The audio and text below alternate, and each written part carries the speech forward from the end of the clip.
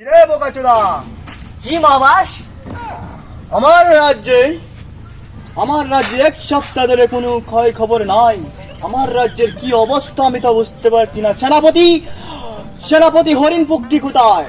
জি মহাবাস, আপনি আদেশ করুন, এক্ষুনি নিয়ে যাচ্ছি। ওকে নিয়ে জলদি করে আমার রাজ্যে প্রবেশ করতে বলে যাও। জি যাও, মহারাজ, চলে জি যাও। মহারাজ।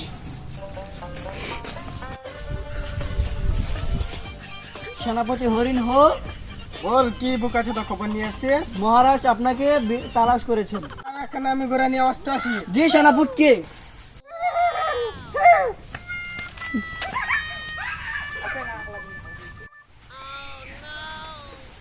বাবা আপনি আমাকে কিসের জন্য তালাশ করেছে? সেনাপতি, আমার রাজ্যের কিসের অভাব? এ তো আমার রাজ্যের এক সপ্তাহ ধরে কোনো খোঁজ খবর নিতে পারি না। সেনাপতি, আমার রাজ্যের কোনো খোঁজ খবর। সেনাপতি, আমার রাজ্যের কিসের এত অভাব পড়েছে? জি মহারাজ, আমার রাজ্য বীর অভাব করেছে। আমার রাজ্যের বীরির অভাব? বীরি কে খেয়েছে বোকাচোদা?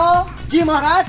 আমার রাজ্যের বীরির এত অভাব পড়ে মহারাজ গিয়েছে। আপনি বসুন, আপনার ঘরে হরিণ। কে খেয়েছে বীরি? কে? আমাদের রাজ্যের কড়া বান্দর আছে মহারাজ। তুমি এক্ষুনি যে কড়া বান্দরকে ধরে নিয়ে যাও। জি, মহারাজ। আমার হুকুম, যাও কারাগারে বন্দি করো হবে। যাও, জি, আমি জি। এখন যাও।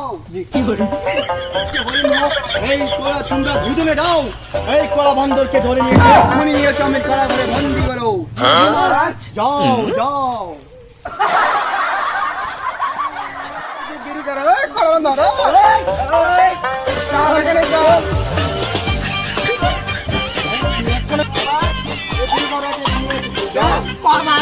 মাফ করে দে, আজকে কামাল দিকে না, না, তোমরা এই জায়গায় যাও।